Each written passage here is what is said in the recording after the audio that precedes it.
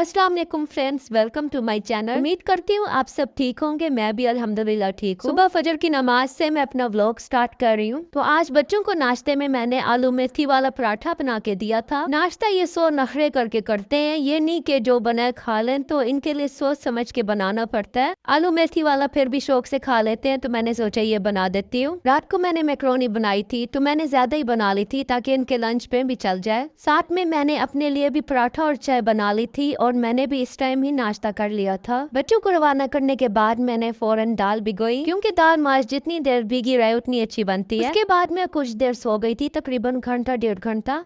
आज मैंने कंबलें भी वॉश करनी थी, तो बस बारी बारी ये भी वॉश करती जाऊंगी। अच्छा, इस रूम को जो है मैंने मस्जिद के तौर पर बनाया हुआ है। घर में एक कमरा मैंने इस तरह बनाया हुआ है कि जहाँ सिर्फ इबादत हो। तो हेल्पर को कहा हुआ है कि फ्राइडे के फ्राइडे आप मुझे साफ कर दिया करो। ये इस रूम के लिए झाड़ू भी मैंने अलग से रखा हुआ है ताकि दूसरी जगह यूज ना हो। पूरी टेबल बिखरी पड़ी थी, बस अच्छे से क्लीनिंग की। उसके बाद मैंने आज सूरत काफ पढ़ी। बंदा जितना मर्जी बिजी हो, लेकिन जुमे वाले दिन सूरत काफ जरूर पढ़े। पूरे हफ्ते के काम अल्लाह ताला अपने जिम्मे ले लेते हैं और पूरा वीक बंदा टेंशन फ्री रहता है। स्कूल से भी बच्चे आ गए थे, तो बस जल्दी जल्दी बच्चों को नहलाया, मैं खुद भी फ्रेश हुई। उसके बाद मैंने जुम्मे की नमाज अदा की। जुम्मे वाले दिन वैसे भी बिजी रूटीन होती है, तो खाना लेट हो जाता है, तो इसलिए मैंने बच्चों को पहले दूध दे दिया था। बस अब नमाज पढ़ के मैं सीधा किचन में चली जाऊंगी। नमाज पढ़ने से पहले मैं दाल माश जो है मैं कुकर में रखती गई थी ताकि ये बॉयल हो जाए। बस अब चेक करती हूँ जाके कि सही गल गई है या मजीद जरूरत है।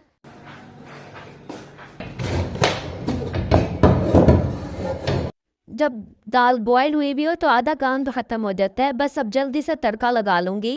अब मैं इसमें थोड़ा सा ऑयल डालूंगी और मसाला भून लूंगी। मैंने माश की दाल पर इतने तजर्बे किए, लेकिन कभी भी मुझसे ढाबा स्टाइल नहीं बनती थी। लेकिन मैं अब एक्सपर्ट हो गई हूँ, बहुत मजेदार बनती है। मैंने ये तजर्बा किया है कि माश की दाल में जब आप पानी डालें भिगोने के लिए, तो थोड़ा सा मीठा सोडा भी डाल दें। दूसरी टिप ये है कि मसाला आपने इसका कम बनाना है, ज्यादा ग्रेवी नहीं बनानी। लेकिन इसमें स्पाइसेस आप अपने हिसाब से डालिएगा जितनी आपको ज़रूरत हो। प्याज हो गया, टमाटर, ये बस एक एक ही डालूंगी मैं। बाकी लहसुन अदरक तो वैसे भी दाल में अच्छा लगता है, तो ये मैं ज़्यादा डाल दूंगी। इसको पता चल जाए कि मम्मा किचन में है, फिर आ जाता है मम्मा चीनी दे दें। एक और ये भी टिप है कि जब आप माश की दाल डालें तो उसका पानी ना डालें बीच में, क्योंकि उससे फिर लेस सी पैदा हो जाती है। ऑयल भी इसमें डबल डलता है दूसरे खानों की निस्बत, तो मैं तो आज वैसे कम डाल रही हूँ। तो अगर आपने बिल्कुल ढाबा स्टाइल में बनानी है तो ऑयल इसमें ज़्यादा क्वांटिटी में डालिएगा। दाल तो रेडी हो गई है, इसमें अदरक वगैरह भी डाल दी है मैंने। अब मैं जो है रोटियां बना लूंगी जल्दी से। आयशा को मैंने रूम से बुलाया, मैंने कहा आप मेरी हेल्प करो सलाद बनाने में, और मैं जल्दी से रोटियां बना लेती हूँ। अच्छा, कैमरे के आगे ना रोटी मेरी हमेशा ख़राब बनती है, वैसे सही बन रही होती है, तो आज भी इसकी शेप सही नहीं आई कैमरे के आगे। बहुत मज़े की बनी थी दाल और बहुत मज़ा आया था खाने में, और मैंने फिर अपने लिए चाय भी बना ली थी।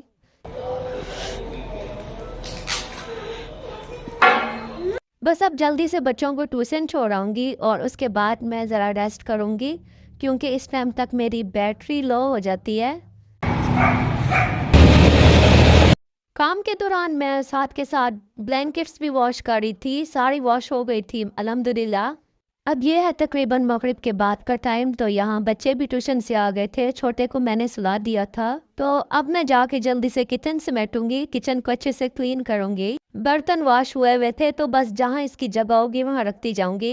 आज क्योंकि दोपहर में खाना हमने लेट खाया था, तो बच्चों को ज़्यादा भूख नहीं थी, तो बस ये कह रहे थे कि हल्की फुल्की सी कोई चीज़ दे दे, या फिर चाय रस वगैरह दे दे।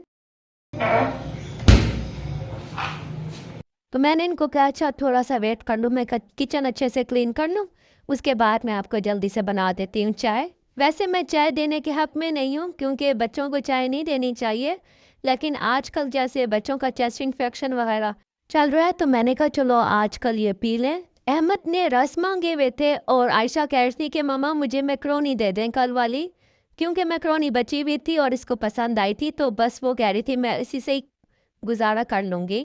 इस टाइम पर बस बच्चे कार्टून देख रहे होते हैं, थोड़ा इनके लिए रिलैक्सिंग टाइम होता है, तो मैं भी चुप हो जाती हूँ। इनको फिर इनके रूम में ही दे देती हूँ खाना, ताकि कार्टून भी देखते रहें और खा भी लें। अब सबसे रिक्वेस्ट है कि चैनल पर नए हैं तो सब्सक्राइब ज़रूर कर लीजिए, और वीडियो पसंद आए तो लाइक ज़रूर कीजिएगा, और कमेंट्स में बताएंगे वीडियो आपको मेरी कैसी लगती है। आपके कमेंट्स से मुझे वीडियो इम्प्रूव करने का मौका मिलेगा कि मुझे किस तरह बनाना चाहिए। खैर, सर्दियों का इंतज़ार करते करते मैंने कॉफ़ी रखी हुई थी कि सर्दियों में ही पीऊँगी मैं, लेकिन सर्दियां तो नहीं आ रही। मैंने आज कॉफ़ी बना ली है। क्वांटिटी मैंने तीनों चीज़ों की बराबर ली है, चीनी, पानी और कॉफ़ी की।